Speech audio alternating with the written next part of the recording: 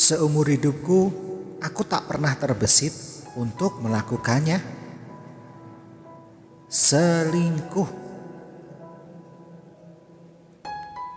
Itu tuduhan paling menyakitkan seumur hidupku. Tuduhan itu sungguh merendahkanku, karena siapapun tahu aku tidak akan pernah melakukan itu.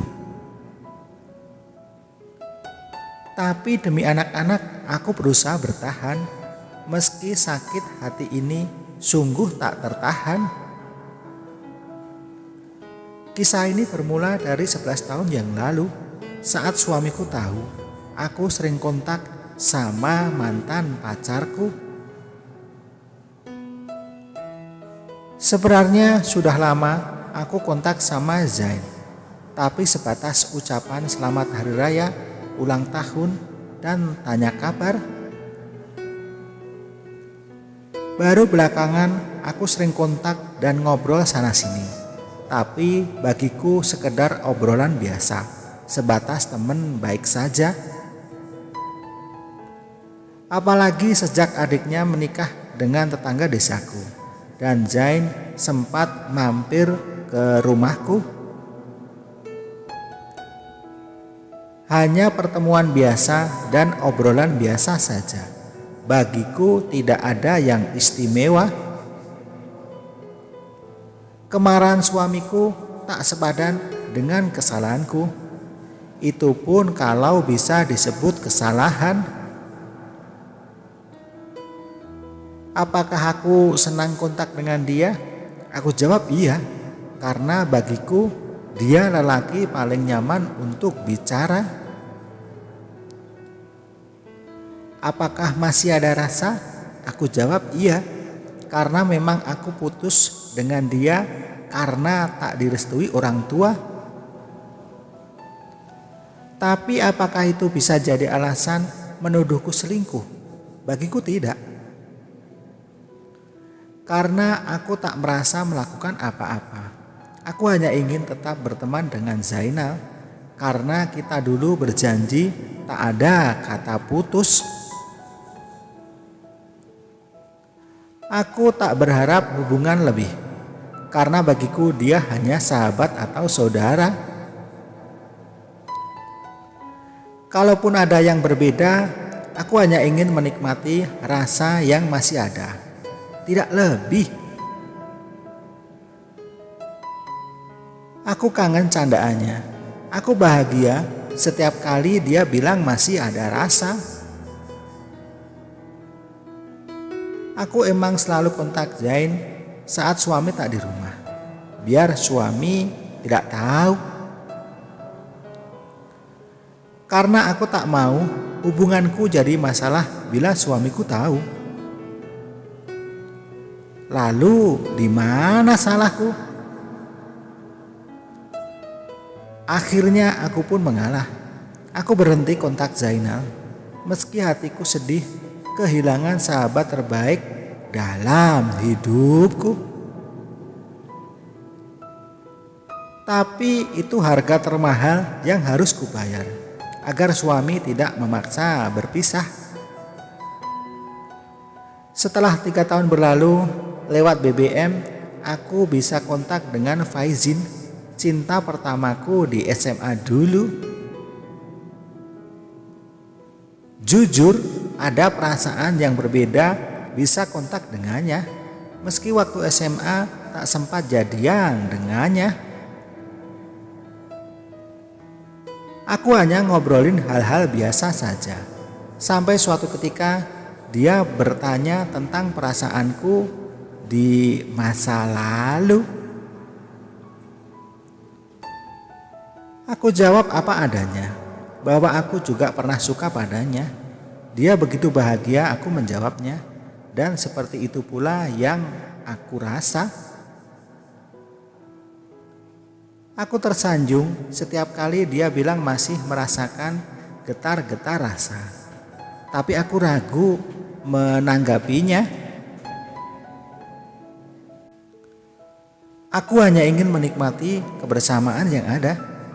Perasaanku kaget, kecewa, dan marah saat tiba-tiba hubunganku dengan Faizin menyebar di grup SMA. Sedihnya ternyata suamiku sendiri yang menyebarkannya.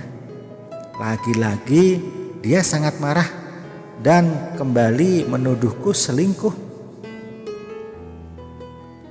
Padahal di pikiranku sama sekali tidak kenal kata selingkuh. Kalau dibilang aku nyaman dengannya, iya. Kalau dibilang ada rasa, aku akui iya. Tapi aku tak ada hubungan apa-apa. Bagiku, Faizin hanya sebatas sahabat plus saja. Karena dulu memang pernah ada rasa. Tapi lagi-lagi suamiku tak bisa terima. Lagi-lagi suamiku ngajak pisah. Padahal aku tak tahu salahku apa. Lagi-lagi aku harus mengalah, membatasi komunikasiku dengan teman-teman SMA. Apalagi nama baikku tercoreng sudah di hadapan mereka. Sungguh, sebenarnya aku tak punya niat selingkuh dengan Faizin. Meski aku bahagia dengan kedekatanku kembali. Sebab pada saat yang sama aku intens komunikasi dengan Asnan, teman kuliahku dulu. Sejak reuni 2013 lalu, Asnan begitu tertarik padaku. Dan jujur aku juga suka lelaki itu.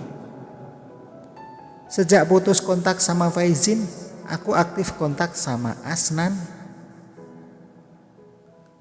Aku selalu kontak sama Asnan sampai larut malam saat suamiku tak di rumah. Apa saja aku obrolin dengannya, sampai urusan perasaan, bahkan sampai urusan yang begituan kami obrolkan. Jujur, dibanding Zainal dan Faizin, aku lebih punya rasa sama Asnan. Waktu semester 1, aku sempat mendambakan cowok ganteng seperti dia. Kebetulan ada 2 cowok berwajah ke Arab-Araban, Adi dan Asnan.